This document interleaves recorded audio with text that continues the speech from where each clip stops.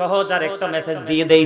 আল্লাহ রাব্বুল আলামিন বলেছেন আল্লাযীনা আমানু, যারা ঈমান এনেছে, ওয়া কানু ইয়াত্তাকুন, এবং তাকওয়া অবলম্বন করেছে, লাহুমুল বুশরা, তাদের জন্য সুসংবাদ, ফিল হায়াতিদ দুনিয়া, দুনিয়ার জীবনে, ওয়া ফিল আখিরা, এবং পরকালের জীবনে।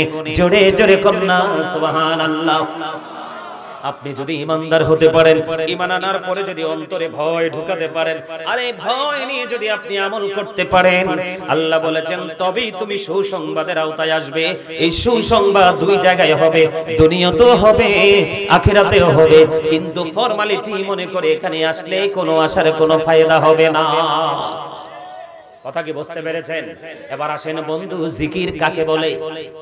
সুবহানাল্লাহ বলা আল্লাহর জিকির, আলহামদুলিল্লাহ বলা এটাও জিকির, আল্লাহু আকবার বলা এটাও জিকির। ও বন্ধু, লা ইলাহা ইল্লাল্লাহ বলা এটাও জিকির। কাউকে ভালো কাজের জন্য ডাকছেন, এটাও জিকির। কাউকে মন্দ কাজ করতে দেখলে তাকে ডাক দিয়ে দিলেন, বাবা রে এটা খারাপ কাজ, তুমি এই কাজটা করো না, আপনি তাকে থামিয়ে দেওয়ার চেষ্টা করলেন, এটাও জিকির।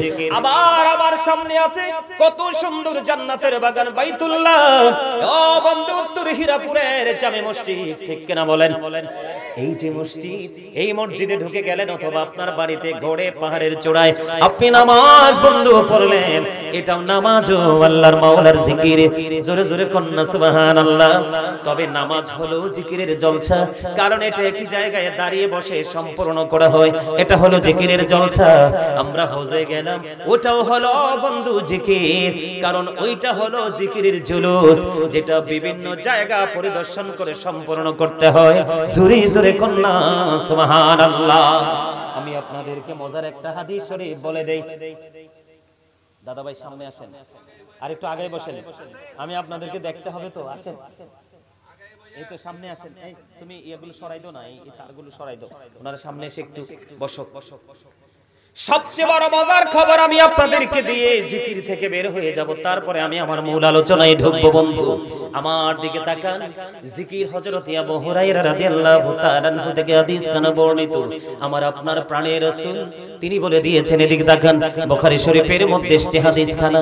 আল্লাহর হাবিব তিনি বলে দিয়েছেন যে তোমরা আমার কথা মন দিয়ে শুনেন। আল্লাহর হাবিব বলতেছে, ও আমার উম্মতের আল্লাহর বান্দাগুলো তোমরা শোনো। আল্লাহ রাব্বুল আলামিন জানিয়ে দিয়েছে, আল্লাহর বান্দা আল্লাহকে যেমন মনে করে, ঠিক আল্লাহ রাব্বুল আলামিন ওই বান্দার জন্য ঠিক তেমন। সুবহানাল্লাহ বলেন না? এটা আমার কথা না, এটা হাদিস শরীফের কথা। যেমন আপনি মনে মনে বিশ্বাস করলেন, কি করলেন? एग्जांपल দেই, আপনার মনে মনে বিশ্বাস করলেন, আপনার মনের মধ্যে খুব দৃঢ় বিশ্বাস আছে আপনার ছেলেটা ইউরোপের যেই কোনো দেশে গেল, আজ হোক বা কাল হোক বা পরশু হোক, আপনি দোয়া করে দিয়েছেন আপনার ছেলেটা একদিন সফল হবে, এটা আপনি বিশ্বাস করেন। সত্যি সত্যি একদিন আপনার ছেলেটা সাকসেস হয়ে যাবে।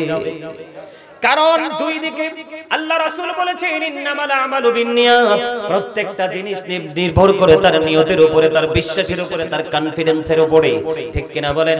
এবার এই দিকে আসেন, আল্লাহ রাসূল তিনি জানিয়ে দিয়েছেন, কেউ যদি আল্লাহকে একা একা স্মরণ করে, আল্লাহ ওই বান্দাকে একা একা স্মরণ করে।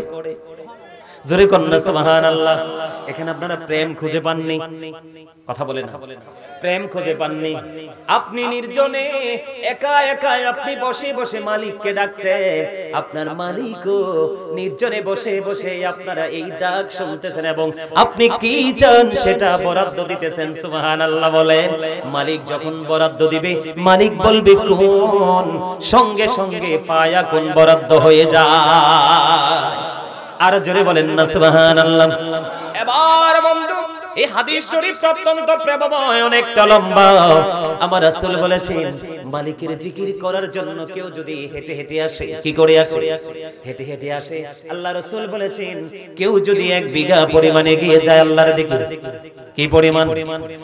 1 বিঘা পরিমাণ যদি এগিয়ে যায় রে, আল্লাহ রাব্বুল আলামিন ওই বান্দার দিকে 1 গজ পরিমাণ এগিয়ে আসে। কেউ যদি জিকির করতে করতে আল্লাহর দিকে 1 হাত পরিমাণ এগিয়ে যায়, আল্লাহ রাব্বুল আলামিন আল্লাহর ওই বান্দার দিকে 2 হাত পরিমাণ এগিয়ে আসে। কেউ যখন আল্লাহর জিকির করার জন্য, আজকে আপনারা হাইট আসছেন কিনা? কথা বলেন না কেন? পায়ের সাহায্যে আপনারা তো হেঁটে হেঁটে এই জান্নাতের বাগানে এসেছেন, আমিও তো এসেছি। আমরা এসেছি মূলত মাহফিলে, আমরা সবাই জানি আমরা মাহফিলে এসেছি, কিন্তু সত্যিকার অর্থে আমরা এসেছি আমাদের মালিকের দিকে। কার দিকে? আল্লাহর দিকে, জিকিরের জলসায় চলে এসেছি। এই জন্য রাসূল জানিয়ে দিয়েছে, কেউ যদি জিকির করার জন্য মালিকের দিকে হেঁটে হেঁটে আসে, আমার আল্লাহ ডেকে ডেকে বললেন, হাবিব আপনি জানিয়ে দেন আমার ওই পাগল বান্দাগুলো আজকে ব্যবসাটাকে ক্লোজ করে দিল, আজকে ঘুমটাকে কিছু সময়ের জন্য কুরবানি করে দিল, বিবি বাল বাচ্চা সন্তান সন্ততি যা কিছু আছে সব কিছুকে কিছু সময়ের জন্য কি করে দিল, রহিত করে দিল। আর আমার ডাকি সারা দিয়ে আমার পাগল ওই যে গাজী সুলাইমান আসছে, আবার আজকে এসেছে। আজকে আপনারা আমাদের কাছে চিফ গেস্ট, যিনি প্রধান অতিথি আমাদের মাঝে মুফতি মোহাম্মদ মাহমুদুল মুনির হামিম সাহেব, তিনি সারসিনা দরবার শরীফের পীর সাহেব কেবলা। ঠিক কিনা বলেন? আরো জোরে বলেন, আরো জোরে বলেন। আল্লাহর ওলিরা আপনার জীবনের জন্য বড় নেয়ামত, জানেন না এটা? আল্লাহর ওলিরা কেমন নেয়ামত জানেন? আল্লাহ রাব্বুল আলামিন অত্যন্ত চমৎকার ভাবে বলে দিয়েছেন, behold verily the friends of Allah have nothing to bear or to regret। আল্লাহর ওলিদের কোনো ভয় নেই, তাদের কোনো দুঃখ নেই, তাদের কোনো চিন্তা নেই। আলা ইন্না আউলিয়া আল্লাহি লা খাউফুন আলাইহিম ওয়া লা হুম ইয়াহজানুন। জোরে জোরে বলেন না আল্লাহু আকবার। আল্লাহ রাব্বুল আলামিন আরো বলে দিয়েছেন, নাহনু আউলিয়াউকুম ফিল হায়াতিদ দুনিয়া ফিল আখিরাহ। আল্লাহ বলেছেন, we are your protecting friends in the life of the world and in the hereafter. আমরাই তোমাদের বন্ধু দুনিয়ার জীবনে এবং পরকালের জীবনে। জোরে জোরে কন্যা সুবহানাল্লাহ। আল্লাহ রাব্বুল আলামিন বলেছেন, ইয়া আইয়ুহাল্লাযীনা আমানুত্তাকুল্লাহা ওয়াবতাগু ইলাইহি রাসূলা। আল্লাহ ঈমানদারকে ডাক দিয়ে বলেছেন, ঈমানদারেরা তোমরা আল্লাহকে ভয় করো এবং আল্লাহকে পাওয়ার জন্য উসিলা তালাশ করো। আল্লাহ রাব্বুল আলামিন কে আপনি প্রশ্ন করেন আল্লাহকে উসিলাটা কি? আল্লাহ বললেন, ওয়াকুনু মা'আস সাদিকিন, ট্রুথফুল মেন।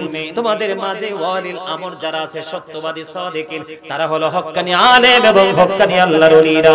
জোরে জোরে করনা সুবহানাল্লাহ। আল্লাহ রাব্বুল আলামিন বলে দিয়েছেন, একটু আগে আমি আপনাদেরকে শুনিয়ে দিয়েছি, ফাদখুলি ফি ইবাদি ওয়াদখুলি জান্নাতি। আল্লাহ বলেছেন, join with my dear people, come to my paradise. Allah বলেছেন, তোমরা আমার প্রিয় লোকেদের সাথে যুক্ত হও আর আমার জান্নাতে চলে আসো। জোরে জোরে কোন সুবহানাল্লাহ। আজকে সারসিনা দরবারের পীর সাহেব কেবলা আসতেছে, আমি গাজী সুলাইমান অতি নগণ্য মানুষ আপনাদের কাছে এসেছি, কিন্তু আপনারা ছোট মনে করেননি। আপনারা মনে করেছেন আল্লাহ রাসূলের পাগল এসেছে, আশিক এসেছে, তার সামনে বসে বসে আজকে আলোচনা শুনবো আর ব্রেইনে সেটআপ দিব, সঙ্গে সঙ্গে জিকির করব। আজকে জান্নাতের বাগানের চতুর্দিকের ফেরেশতারা সাক্ষী থাকবে। আজকে যে আলেমরা আলোচনা করতে এসেছে তারা সাক্ষী দিবে আপনাদের পক্ষে। কাল হাসরের দিন ওই মাটি আপনাদের পক্ষে সাক্ষী দিবে, ওই গাছপালাগুলো আপনাদের পক্ষে সাক্ষী দিবে। ওই সব প্রেম নিয়ে আপনি জান্নাতের বাগানে এসেছেন। এই জন্য আল্লাহ রাব্বুল আলামিন বলেছে, হাবিব আপনি জানিয়ে দেন আমার পাগলগুলো সব কিছুকে উপেক্ষা করে ওই জিকিরের জলসার দিকে ছুটে আসলো আর বসে বসে জিকির করলো। আমার বান্দাগুলো আমার দিকে আসছে হেঁটে হেঁটে রে, তার মানে আমি তাদের কাছে চলে এসেছি দৌড়ে। জোরে জোরে সুবহানাল্লাহ।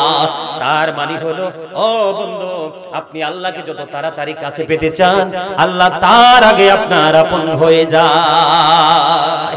জোরে জোরে বলেন না সুবহানাল্লাহ। তাহলে জিকিরে লাভ না লস? আরো জোরে বলেন, লাভ না লস?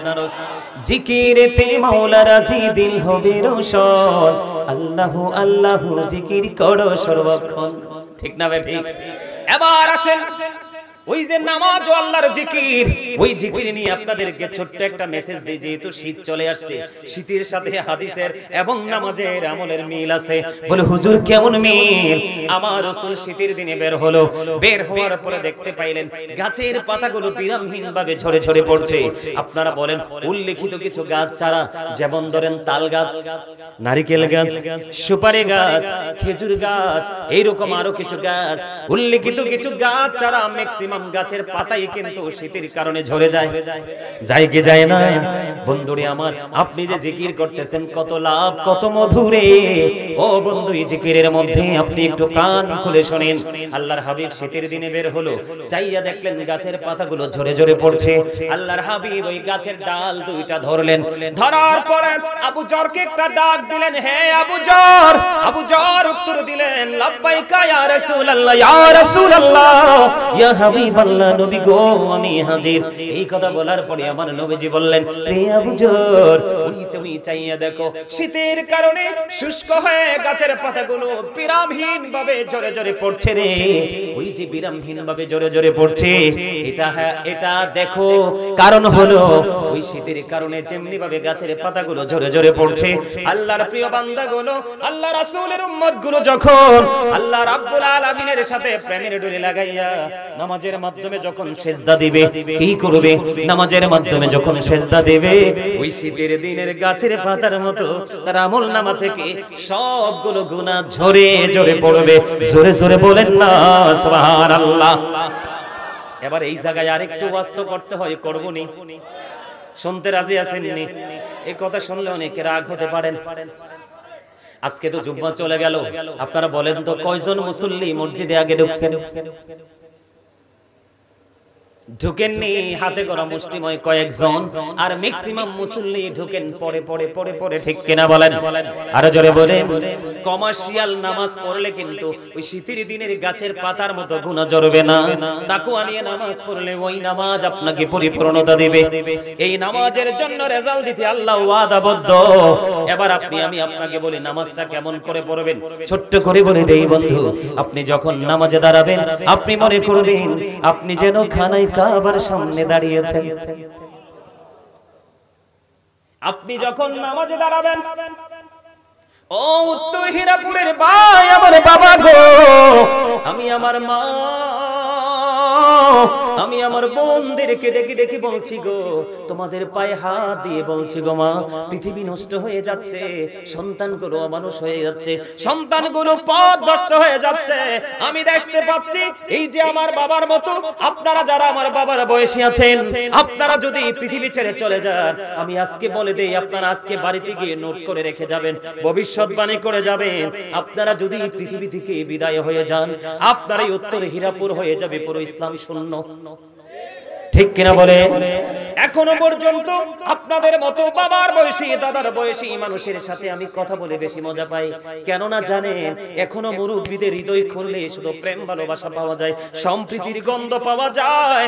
ও বন্ধু, এই জন্য আমি বলি, আমার ভাই বাবা, আমার বাবাদের বয়সে, আমার দাদাদের অন্তরে আল্লাহ রাসূলের প্রেম ভালোবাসায় ভরা। বর্তমান প্রজন্মের ম্যাক্সিমাম যুবক যুবতীদের অন্তর হিংসা, নোংরামি আর আত্মগরিমায় ভরা। ঠিক কিনা বলেন? আর জোরে বলেন। আমি আসার সময় আমি অবাক হয়ে গেলাম, মোটরসাইকেলের জন্য আমার গাড়ি ঢুকতে পারতেছে না। পাশে দলবদ্ধভাবে অসংখ্য যুবকেরা বসে বসে কি জানি করছে, আমি দেখিনি, কারণ আমার গ্লাসগুলো ব্ল্যাক, আমি ভালো করে তাকাইনি।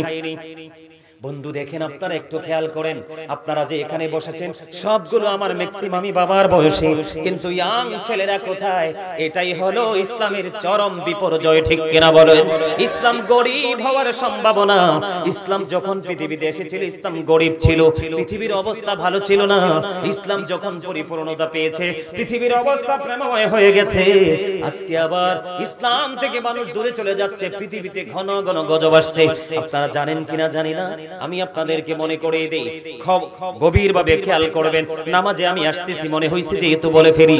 আপনারা সিরাজগঞ্জের দিকে বন্ধু, গত কয়েকদিন আগের মেসেজ আমি পেয়েছি, এত বেশি পরিমাণে এই রোগ বেড়েছে, অসংখ্য ছেলেরা, অসংখ্য রোগী এই রোগে আক্রান্ত হয়ে মারা গেছে। আপনারা নিউজটা দেখছেন কিনা? সকাল প্রতিদিন হসপিটালে ভিড় জমাচ্ছে, কন্টিনিউ বন্ধু এইডস রোগে আক্রান্ত হয়ে মানুষগুলো মৃত্যুবরণ করতেছে। আপনারা জানেননি এই রোগ কেন হয়? এটা তো জানেন কিনা জানি না। এই রোগ হওয়ার একটা মাত্র কারণ হলো জিনা, ব্যভিচার, সমকামিতা। জোরে জোরে কন্যা নাউজুবিল্লাহ, আওয়াজ তুলে বলেন না নাউজুবিল্লাহ। আজকে বাংলাদেশ অন্ধকারাচ্ছন্ন হয়ে গেছে, বাংলাদেশের আকাশের চারপাশে কালো মেঘ জমেছে। এই মেঘ যদি বৃষ্টি হয়ে বাংলার জমিনে আসে, এই বাংলার জমিনের মানুষ বাঁচবে না। এই জন্য এখনই আপনাকে আমাকে সচেতন হতে হবে, জিকিরের দিকে নিজেকে ধাবিত করতে হবে, সন্তানদের জিকির করানোর জন্য ট্রেনিং দিতে হবে। কারণ বাবা মা শুধু সন্তান জন্মই দেবে না, তাদেরকে ট্রেনিংও দিতে হবে। ঠিক কিনা বলেন? আরো জোরে বলেন। আমি আপনাদেরকে বলে দেই, যুবক যুবতী উপযুক্ত হলে বিয়ে দিয়ে দিবেন, বিয়ে করিয়ে দিবেন। আর আপনার ছেলেটা দুইজন একসাথে হাঁটছে কিনা খেয়াল রাখবেন। আজকে ওয়াজ শিখেন, আল্লাহর হাবিব সরকারে মদিনা তিনি বলে দিয়েছেন, যদি জিনা থেকে তুমি বাঁচতে চাও এবং সমাজকে বাঁচাতে চাও, ব্যভিচার থেকে যদি বাঁচাতে চাও, সমকামিতা থেকে বাঁচাতে চাও, যেটা লূত জাতির জন্য ছিল, লূত জাতির জামানায় ছিল, এটা তো আখির নবীর জামানায় থাকতে পারে না। এটার জন্য রাসূল বলেছে, ও বন্ধু তোমরা শুনে রেখো, দুইটা যুবতী মেয়ে একই কাঁথার নিচে ঘুমাতে পারবা না, একটা যুবতী আরেকটা যুবতীর লজ্জাস্থানের দিকে তাকাতে পারবা না। আল্লাহ রাসূল বলেছেন, ইয়াং মেন যারা, যুবক যারা, তোমাদেরকে বলে দেই, আল্লাহ রাসূল বলে দিয়েছে, যুবক যারা হয়েছে, একটা যুবক আরেকটা যুবকের লজ্জাস্থানের দিকে তুমি তাকাতে পারবা না। একটা যুবক আরেকটা যুবকের সাথে একই খাটে, একই জায়গায়, একই বিছানায়, একই চাদরের নিচে, একই কাঁথার নিচে ঘুমাতে পারবা না। এইটা যদি তুমি করতে পারো, তাহলে জিনা ব্যভিচার সমাজে আর কোনদিন ধরা দিবে না। ঠিক কিনা বলেন? আরো জোরে বলেন। আল্লাহর আমি কি বলবো আপনাদেরকে, ইবনে হাজার আসকালানী তিনি বলে দিয়েছেন, হাসান ইবনে জাকওয়ান থেকে তিনি বর্ণনা করেছেন। আপনারা রাগ হইেন না, আমি বলে দেই ইংলিশ একটা sentence, the rich are not always happy, ধনীরা সব সময় সুখী নয়। ঠিক কিনা বলেন? আর গরিবের দিকে যদি তাকান, the four are born to suffer, গরিবরা শুধু জন্মগ্রহণ করেছে দুঃখ ভোগের জন্য। ঠিক কিনা বলেন? আজকে গরিবদের দুঃখ, গরিবদের দুর্দশা, গরিবদের প্রতিকূল পরিবেশ তৈরি করে কে? যারা বন্ধু টাকার পাওয়ার আছে, সমাজে বিত্তবান। ঠিক কিনা বলেন? আরো জোরে বলেন। বলে হুজুর কেন বললেন? এই সমাজের মধ্যে জিনা ব্যভিচার সমকামিতায় সবচেয়ে বেশি লিপ্ত থাকে ধনী বাপের বেটা এবং বেটি। ওমা ঠিক এত আস্তে কেন? আমার কথা আপনারা বুঝেন না? সমাজের মধ্যে নোংরামি। আমি এখন আসার সময় আপনাদের শুয়ে শুয়ে কিতাব দেখে দেখে এসেছি বন্ধু, কারণ আমার দেশকে বাঁচাতে হবে, আমার মুসলমান ভাই বাবাদেরকে বাঁচাতে হবে। আমার আলোচনায় কে হেদায়েত হবে এটা আমি জানি না, তবে আমি বলতে কোনোদিন কৃপণতা করব না। কারণ আল্লাহ বলেছে, তোমাকে আমি পাঠিয়েছি গোলামির জন্য, গোলামি করতে থাকো। কে মানবে না মানবে সেটা ডাজন্ট ম্যাটার, এটা তার পার্সোনাল ম্যাটার। ঠিক কিনা বলেন? বন্ধুরে আমার, আমি আপনাদেরকে বলে দিতে চাই, হাসা হযরতে ইবনে হাজার আসকালানী হযরত জাকওয়ান রাদিয়াল্লাহু তাআলা আনহু থেকে তিনি বর্ণনা করেছেন, তিনি বলেছেন, তোমরা বড় লোকের সন্তানের সাথে বেশি মেলামেশা করো না, বড় লোকের সন্তানের সাথে কমিউনিকেশন বেশি রেখো না। কারণ বন্ধু, এই বড় লোকের সন্তানরাই হলো সমাজের জন্য সবচেয়ে বেশি অভিশাপ। ওমা ওমা ওমা কি রে, ঠিক কই থেকে ভয় পাও? আরে সব বড় লোক তো একরকম না, ভালো বড় লোকও আছে। যদি ভালো বড় লোক না থাকতো তাহলে কি দেশ থাকতো? আরে যারা বলেন, তবে এটা সত্য মনে রাখবেন, সমাজের মধ্যে গরিব লোক এবং মধ্যবিত্ত পরিবারের মানুষ কম খাবে, কম পড়বে, কিন্তু নিজের আত্মসম্মানকে বলি দিবে না। কিন্তু ধনী লোক কখনোই এগুলোর তোয়াক্কা করে না। ঠিক না বেঠি? কি বুঝতে পারলেন? আপনি বাংলাদেশে আজ থেকে অবজারভেশন করবেন, দেখবেন ধনী বাপের বেটা, ধনী বাপের বেটি শুধু নোংরামিতে বেশি লিপ্ত।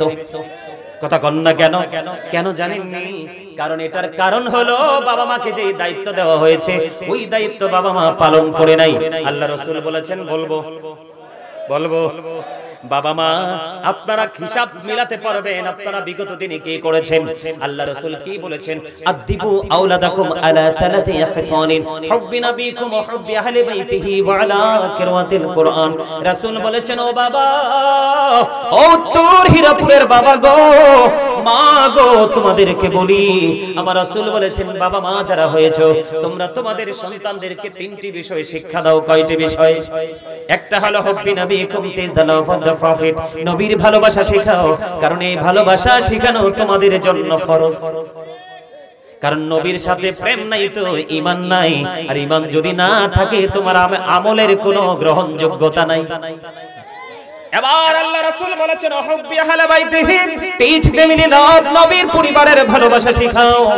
এরপরে আল্লাহ বলেছেন ওয়ালা কিরা, রাসূল বলেছেন ওয়ালা কিরাতুল কোরআন, learn to recite the holy Quran, তোমরা তোমাদের সন্তানদেরকে কোরআন তেলাওয়াত শেখাও। আপনি বলে দেন কয়টা বাবা তার সন্তানকে নবীর প্রেম, নবীর ভালোবাসা, নবীর পরিবারের ভালোবাসা এবং যথাযথভাবে কোরআন তেলাওয়াত শেখাইছে দেখাতে পারবেন? কিন্তু বাবার কম্পিটিশন হলো আমার সন্তানকে কয়েক বিঘা জমি দিয়ে যাব, বিশাল বড় অট্টালিকা বানিয়ে দিয়ে যাব, যদি পারি একটা গাড়িও কিনে দিয়ে যাব, অনেক বেশি গহনার মালিক করে দিয়ে যাব। এটা কখনোই বাবার ক্রেডিট নয়। বাবার ক্রেডিট হলো সত্যিকারের ধর্মভীরু একটা সন্তান তৈরি করে দিয়ে যাওয়া, যে নেই পরায়ণ ভাবে বাঁচতে শিখেছে। ঠিক কিনা বলেন? এই নোংরামি থেকে যদি আপনি বাঁচতে চান, আপনাদেরকে একটা কাজ করতে হবে। সেই কাজটা কি বলবো?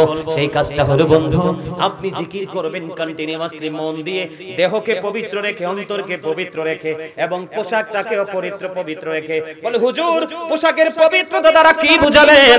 সুদের টাকা, ঘুষের টাকা, চুরির টাকা, ডাকাতির টাকা, পরের হক মারা টাকা দিয়ে যদি আপনি পোশাক বানাইয়া নামাজ পড়েন, 10টা টাকা দিয়ে আপনি একটা জামা কিনছেন, এর মধ্যে 9টা টাকা হালাল আর 1টা টাকা বন্ধু হারাম। যে কোনো হারাম পথে এসে এই পোশাকের সাথে লেগে গেল, আমার রাসূল বলল মত কিয়ামত পর্যন্ত তুমি নামাজ পড়তে পারবা রে, এই নামাজ আল্লাহর দরবারে কবুল হবে না।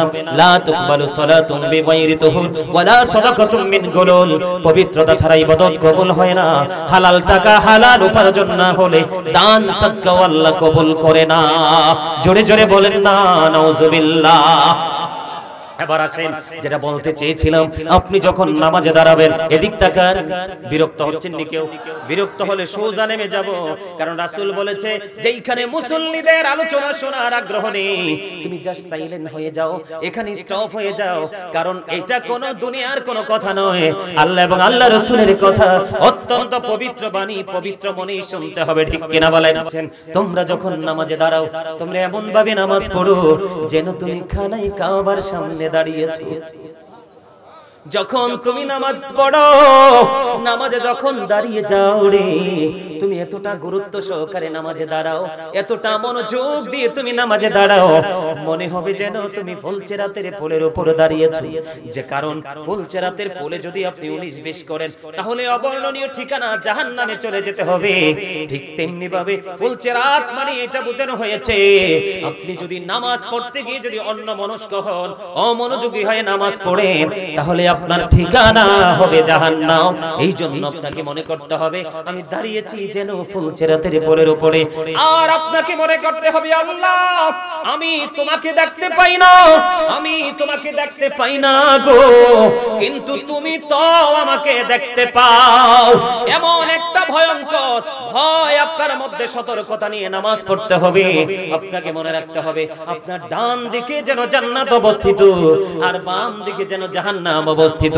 আপনাকে আরো মনে করতে হবে এটা আমার জীবনের শেষ নামাজ, এই নামাজ পড়ার পরেই যেন আমার মরণ হয়ে যাবে, আমি আমার জীবনের শেষ নামাজ পড়তেছি, আমার পিছনেই যেন আজরাইল দাঁড়িয়ে আছে, নামাজটা শেষ করতে দেরি রে, আমার প্রাণ পাখিটা আজরাইল নিতে দেরি করবে না।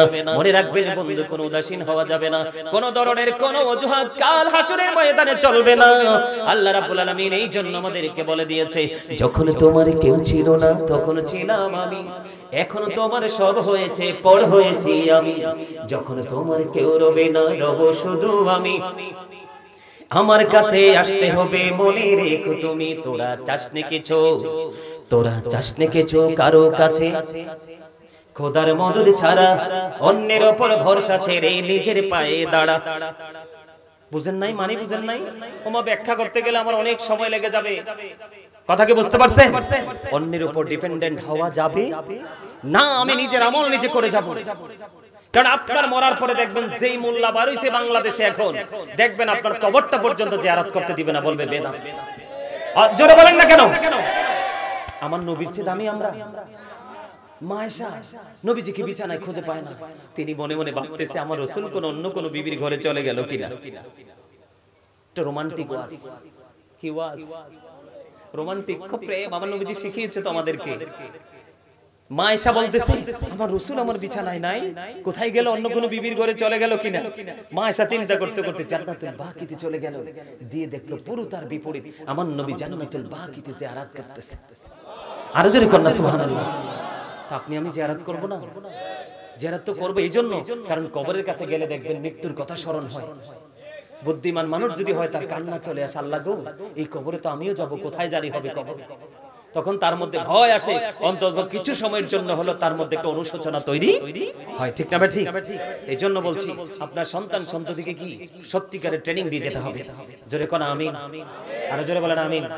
জিকির নিয়ে আর করব না, অনেক লম্বা সময় হয়ে গেছে, ঠিক না? অনেক। এবার আসেন ছোট্ট আরেকটা টপিক আমি আপনাদেরকে দিব, এটা অতি প্রয়োজন। বলবো আমি যখন দুরূদ পড়েছিলাম আপনারা কিন্তু মন দিয়ে দুরূদ পড়েন নাই,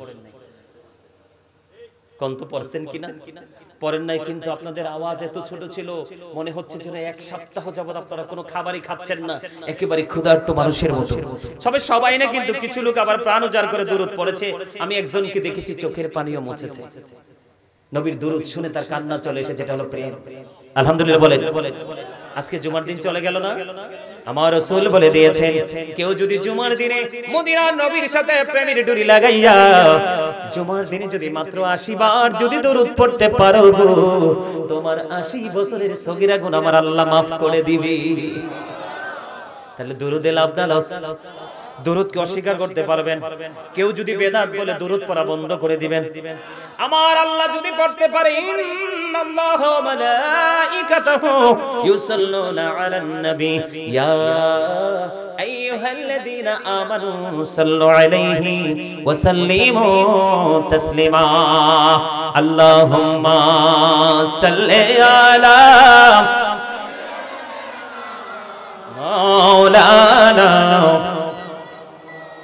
মুহাম্মদ ওয়া আলা আলি মাওলানা মুহাম্মদ ওয়া কাশি হাসি বাতাস হাসি হাসি আরশ কুরসি মক্কা হাসি মদিনা হাসি হাসি জগৎবাসী। আল্লাহ প্রাণ খোলে মাশাআল্লাহ। মুহাম্মদ ওয়া আলা আলি মাওলানা মুহাম্মদ। জোরে জোরে কন্না মারহাবা। দুরূদ কি মজা লাগে কি লাগে না? কার কার কাছে লাগে দুইটা হাত তুলে দেখান, সোজা করে হাত তুলে দেখান। হ্যাঁ, আবার হাতটা নামান। দুরূদ পড়লে আপনার লাভ, দুরূদ না পড়লে আপনার লস। বন্ধু দাইলামি শরীফের মধ্যে এসেছে হাদিস খানা, হাদিসের রাবী হলেন হযরত আনাস রাদিয়াল্লাহু তাআলা আনহু। আপনার আমার প্রাণের রাসূল তিনি বলে দিয়েছেন বন্ধু, কেউ যদি মদিনার নবীর সাথে প্রেমের ডুরি লাগাইয়া প্রতিদিন যদি কেউ 1000 বার যদি দুরূদ পড়তে পারে, আমার রাসূল বলেছে সে জান্নাত না দেখা পর্যন্ত তার মরণ হবে না। জোরে জোরে কন্না সুবহানাল্লাহ বলেন। পড়ু দুরূদ নবী মুস্তাফায় রে সময় যায়, পড়ু দুরূদ নবী মুস্তাফায় বলেন, পড়ু দুরূদ নবী মুস্তাফায় রে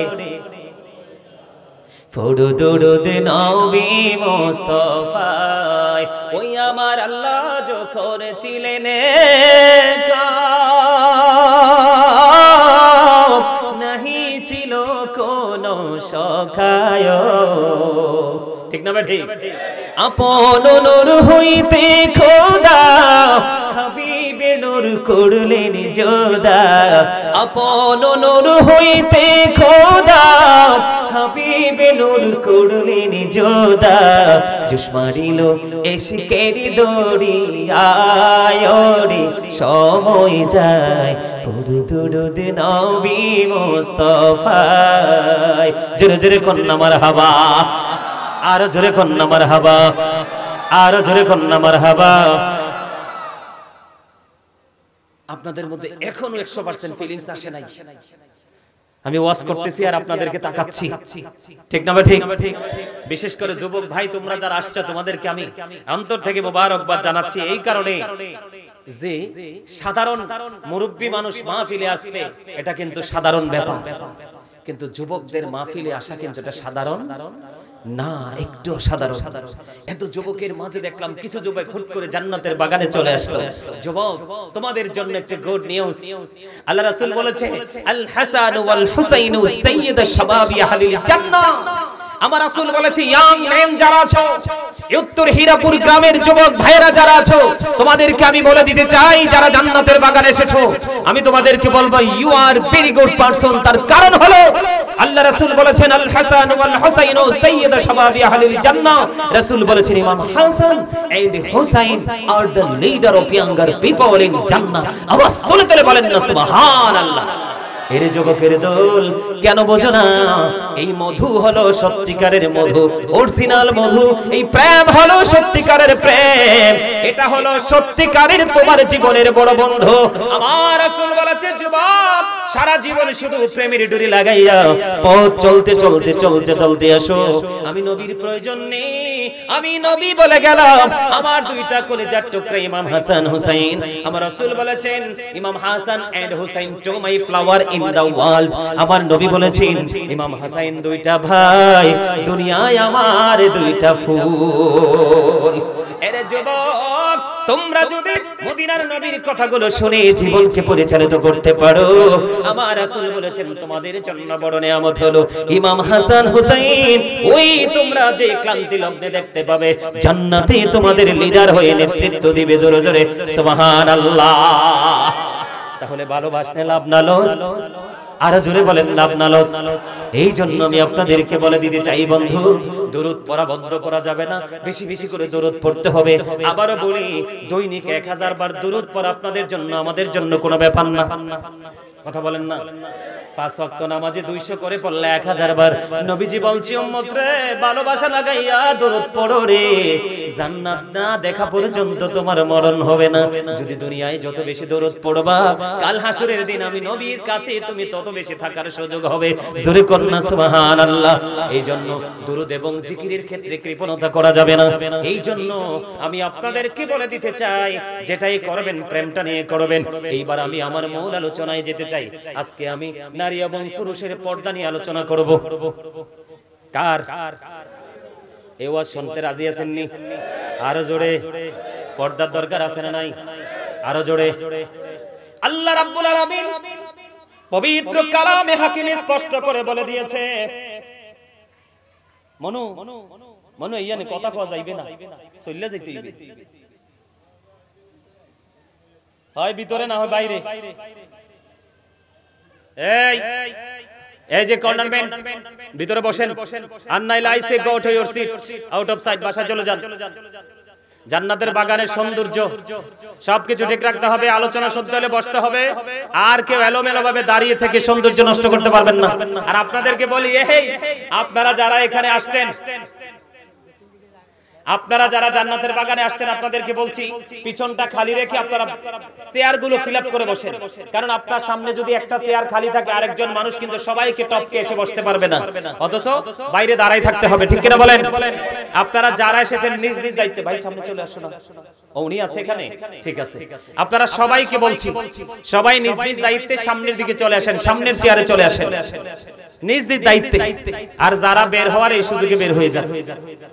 কি কোন? ঠিক না? ঠিক। আরো জোরে। সবাই সবাই। কারণ আমি কাউকে কখনো প্রেসার ক্রিয়েট করি না, কারণ এটা প্রেমের বিষয়, মহব্বতের বিষয়, আল্লাহ রাসূলকে পাওয়ার স্বপ্ন দেখার বিষয়। ঠিক কিনা বলেন? আরো জোরে। ইয়া রাসূলুল্লাহ, ইয়া হাবিবাল্লাহ, ইয়া রাসূলুল্লাহ,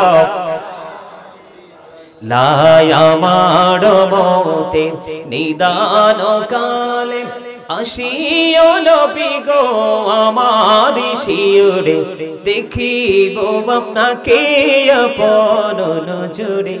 ইয়া রাসূলুল্লাহ, ইয়া হাবিবাল্লাহ, ইয়া রাসূলুল্লাহ, লাও মুনকার নাকির আসিয়া সওয়াল করবেন বসাইয়া নিবেন পর্দা দয়াল নবী উঠাইয়া সালাম জানাবো কদম সুইয়া ইয়া রাসূলুল্লাহ ইয়া হাবিবাল্লাহ ইয়া রাসূলুল্লাহ লা শুনেছি হাদিসে দেখিলে আপনাকে জীবনের গোনা ঝরিয়ে পড়ে দিও গো দেখা দয়া করে ইয়া রাসূলুল্লাহ জোড়ে লা ইয়া রাসূলুল্লাহ লা গোসল করাইয়া কাফন পড়াইয়া যখনই রাখিবে কবরে শোয়াইয়া লইও গো কোলে গোলাম বলিয়া ইয়া রাসূলুল্লাহ ইয়া হাবিবাল্লাহ ইয়া রাসূলুল্লাহ আসসালাতু ওয়াসসালামু আলাইকা ইয়া রাসূলুল্লাহ জোরে জোরে বলেন আলহামদুলিল্লাহ আর জোরে বলেন না আলহামদুলিল্লাহ বন্ধুরে আমার পর্দা দুই ধরনের কয় ধরনের এটা হলো সমাজের মধ্যে জিনা ব্যভিচার নোংরামি একটা পুরুষ আর একটা নারীর দিকে একটা নারী আর একটা পুরুষের দিকে আকৃষ্ট হওয়ার সবচেয়ে বড় যে জায়গাটা সেটা হলো পোশাক কথা বলেন না কেন আর জোরে বলেন আপনাদেরকে আমি একটা एग्जांपल দেই যেই নারীটা পরিপূর্ণ পর্দা করে পথ চলবে বাইরে যাবে ওই নারীটাকে কোনো পুরুষ কুপ্রস্তাব দিতে পারবে না কারণ সে কেমন দেখতে কেমন তার চেহারা গ্লেজি কিনা নূর আছে কিনা সুন্দর কিনা এটা কেউ জানতে পারে নাই ঠিক কিনা বলেন আবার উল্টো দিকে আপনাকে বলা যায় যেই নারীটা পর্দা করলো না পাতলা পাতলা পোশাক পরে বন্ধু বের হয়ে গেল শুধু একটা পুরুষ নয় অসংখ্য যুবকদের দৃষ্টি সে কেড়ে নিয়ে গেল তাকে নিয়ে ভাগাভাগি শুরু হয় কারাকারি শুরু হয় ঠিক কিনা বলে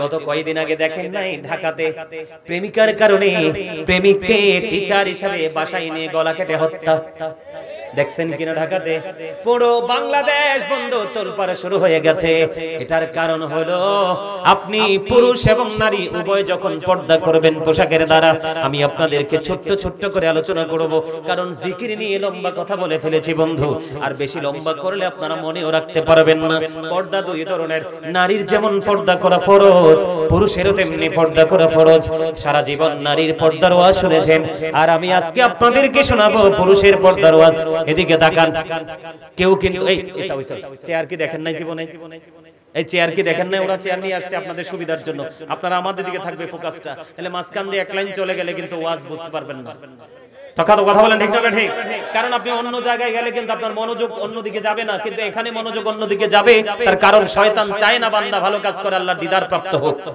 এইজন্য আপনাকে খুব সিনসিয়ারলি কথাগুলো শুনতে হবে বুঝতে পারছেন আমার দিকে তাকান বন্ধু অত্যন্ত মজার ওয়াজ আল্লাহ রাব্বুল আলামিন বলেছেন ইয়া বানি আদম কদ আনজালনা আলাইকুম লিবাসান ওয়ারি সাওআতিকুম ওয়ারিশান ওয়া লিবাসুত তাকওয়া যালিকা খায়র আল্লাহ আদম সন্তানকে ডাক দিয়ে বলেছেন আল্লাহ আদম সন্তানের জন্য তিন শ্রেণীর পোশাক দিয়েছে দিক তাকান যুবক সারা জীবন শুধু নারীর পর্দার ওয়াজ শুনেছো পুরুষের পর্দা কতটা গুরুত্বপূর্ণ শুনে রাখো আল্লাহ তিন শ্রেণীর পোশাক দিয়েছে বান্দাকে এর মধ্যে একটা হলো বন্ধু লজ্জাস্থান ঢাকার পোশাক যেটা প্রতিদিন কমনলি আমরা পরি নতুন হোক বা পুরান হোক আর দ্বিতীয়ত হলো সাজের পোশাক কিসের পোশাক সাজসজ্জার পোশাক একটা মানুষের চেহারা যত সুন্দর দামি পোশাক পরলে তাকে আরো বেশি সৌন্দর্য মণ্ডিত করে কি করে না এই হলো দুইটা পোশাক আর তিন নাম্বার হলো তাকওয়ার পোশাক আল্লাহ বলেছেন আল্লাহর কাছে সবচেয়ে পছন্দের পোশাক হলো তাকওয়ার পোশাক যেটা হলো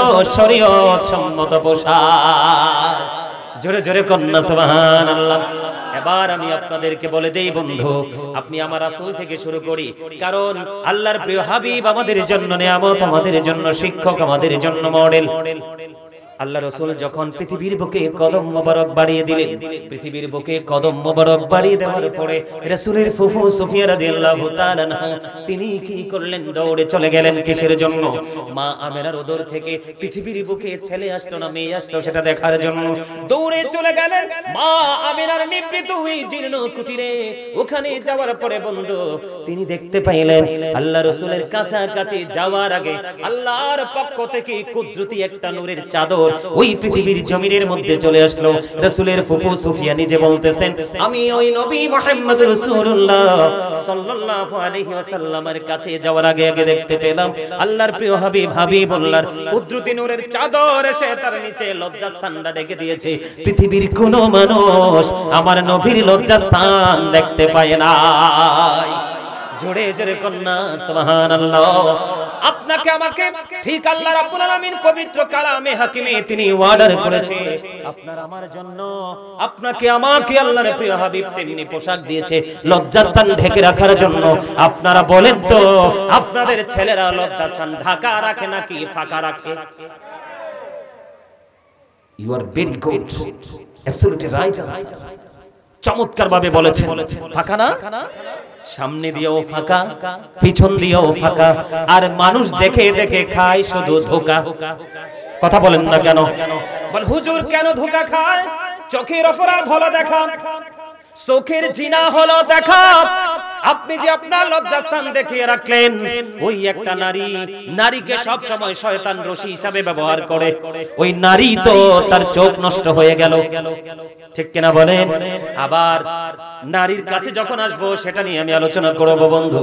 এবার আসেন, এই যে দুই তিনটা পোশাক, একটা হলো লজ্জাস্থান ঢাকার, একটা হলো সাজ সজ্জার, আর একটা হলো তাকওয়ার যেটা শরীয়ত সম্মত আল্লাহর পছন্দের পোশাক। এই তিনটার মধ্যে সবচেয়ে উত্তম হলো তাকওয়ার পোশাকটা। এবার আসেন, এই যে তাকওয়ার পোশাক কোনটাকে বলে?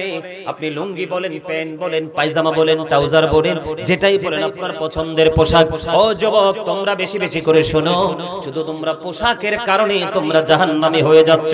বুখারী শরীফ থেকে প্রমাণিত।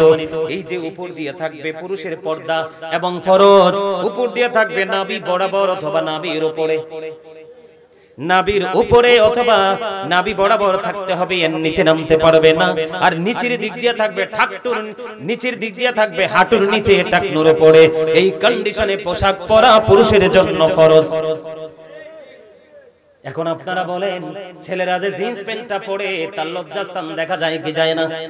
আমি নিজে দেখেছি। ও বন্ধু, যখন একটা ছেলে শুয়ে শুয়ে কাজ করে পিছন দিক দিয়ে পুরো লজ্জাস্থান ওপেনিং, আবার যখন মসজিদে যখন নামাজে যায়, রুকু দিতে গেলে পিছনের কাতার থেকে আরেকজন নামাজির দৃষ্টিটা নষ্ট হয়ে যায়, কারণ স্পষ্টভাবে তার পিছন দিক দিয়ে লজ্জাস্থান দেখা যায়। যার লজ্জা নাই তার ঈমান নাই, যার ঈমান নাই তার আমলের কোনো গ্রহণযোগ্যতা নাই। মনে রাখতে হবে। জোরে বলেন না নাউজুবিল্লাহ, আর জোরে বলেন না নাউজুবিল্লাহ। তাহলে আল্লাহ মানুষকে সুন্দর করে বানাইছে, এই মানুষকে আরো সুন্দর করার জন্য আল্লাহ পোশাক দিয়েছে। ঠিক কিনা বলেন? আপনারা জানেন, আমি আপনাদেরকে মনে করিয়ে দেই, আল্লাহ রাব্বুল আলামিন পুরো পবিত্র কালামে হাকিমে সূরা 30 পারায় সূরা 3 এর মধ্যে বলেছেন, লাকাদ খালাকনাল ইনসানা ফি ইহসানি তাকওয়িম। আছে না নাই? আল্লাহ মানুষকে সুন্দর করে সৃষ্টি করেছে। সূরা ইনফিতরের মধ্যে বলে দিয়েছেন, ফি আইয়ি সূরাতিন মা শাআ রাক্কাবাক। আল্লাহ ক্রিয়েটেড দ্য মাইন্ড। আল্লাহ সূরা 3 এ বলেছে মানুষকে সুন্দর করে বানাইছে। আর সূরা ইনফিতরে আল্লাহ বলতেছে মানুষকে আল্লাহর মন মতো করে বানিয়েছে, আল্লাহর ইচ্ছে মতো করে বানিয়েছে। আর এই মন মতো মানুষগুলোকে আরো মন মতো সুন্দর করে চলার জন্য বিভিন্ন রকমের পোশাক দিয়েছে। এর মধ্যে সবচেয়ে বড় পোশাক হলো তাকওয়ার পোশাক। জোরে জোরে কন্যা সুবহানাল্লাহ। আমি আজকে মাহফিলকে সাক্ষী রেখে আপনাদেরকে সাক্ষী রেখে বলে যাই, আগামী কাল থেকে যদি আপনারা এই আমার কথার বাইরে যদি পোশাক পরেন, আপনাদেরকে আল্লাহ আর কোনোদিন ছাড় দিবে না। কারণ আপনারা আজকে আসল সত্য জেনে গেছেন।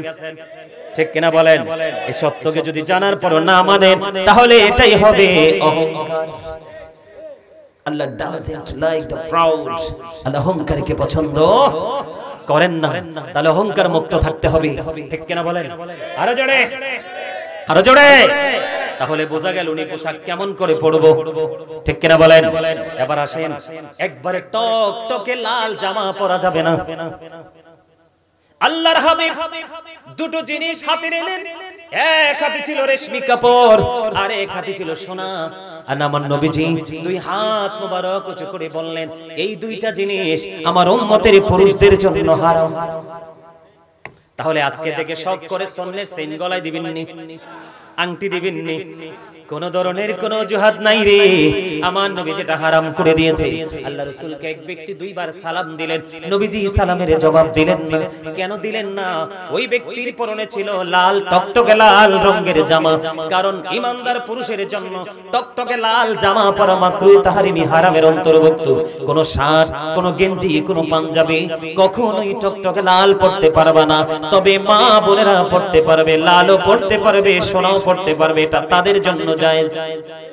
আজকে থেকে লাল পাঞ্জাবি পরে জুমার মসজিদে যাইবেন নি, ঈদের নামাজ পড়তে যাবেন নি, যাবেন? আবার আল্লাহ রাসূল আরো বলে দিয়েছেন, তোমরা বেশি বেশি করে সাদা পোশাক পরো, বেশি বেশি করে তোমরা সাদা পোশাক পরো। আর তোমাদের মানুষ যখন ইন্তেকাল করবে তাদেরকে সাদা কাপড় দিয়ে কাফন পরিয়ে তাদেরকে সম্মানের সাথে তাদেরকে কবরে রাখো। তাহলে পর্দা কেমন করে করতে হয় জেনে গেছেন? আরো জোরে বলে। আল্লাহ রাসূল মসজিদের মধ্যে অবস্থান করতেছেন, এক লোক এসে নামাজের নিয়ত বেঁধে ফেললেন। ওই যে পোশাক আপনারা খেয়াল করেন, আল্লাহ রাসূল বললেন তুমি ওযু করে আসো। তিনি কিন্তু নামাজের নিয়ত বেঁধে ফেললেন, তুমি ওযু করে আসো। তিনি নামাজ ভেঙে ওযু করতে গেলেন, ওযু শেষ করে আসার পরে আবার তিনি নামাজের নিয়ত বেঁধে ফেললেন। আল্লাহ রাসূল বললেন তুমি ওযু করে আসো। আবার তিনি নামাজ ভেঙে ওযু করতে গেলেন, ওযু করতে গেলেন, ওযু করে এসে তিনি আবার নামাজের নিয়ত বাঁধলেন। আল্লাহর হাবিব বললেন তুমি আবার ওযু করে আসো। তিনি আবার ওযু করতে গেল। আরেকজন নবীজিকে প্রশ্ন করলেন, ইয়া রাসূলুল্লাহ, ইয়া হাবিবাল্লাহ, নবী গো আপনি বারবার বারবার কেন বলছেন গো ইয়া রাসূলুল্লাহ ওযু করার জন্য? কারণ তো বলছেন না নবী গো। আমার নবীজি বললেন তুমি চায়া দেখো, ওই যে মানুষের পরনের পোশাকের টাকটুর নিচে রে, ওই ব্যক্তি টাকটুর নিচে পোশাক পরে অহংকার করে নামাজ পড়বে, ওই নামাজ আল্লাহর কাছে গ্রহণযোগ্য হবে না। এই জন্য আমি আপনাদেরকে বলে দিতে চাই, বন্ধু আপনারা কখনোই টাকটুর নিচে পোশাক পরবেন না। সায়েন্টিফিকদের বক্তব্য হলো, যেই পুরুষ টাকটুর নিচে ঝুলিয়ে ঝুলিয়ে পোশাক পরবে, ওই পুরুষ যৌবনের ক্ষেত্রে তার জৈবিক চাহিদা মেটাতে পারবে না, তার যৌবন দিন দিন হ্রাস পেতে থাকবে। জোরে জোরে কন্যা নাউজুবিল্লাহ। আর আল্লাহর কোরআন রাসূলের হাদিস থেকে প্রমাণিত, যে পুরুষ অহংকার করে অহমিকা করে টাকটুর নিচে ঝুলিয়ে ঝুলিয়ে পোশাক পরবে তার ঠিকানা হবে জাহান্নাম।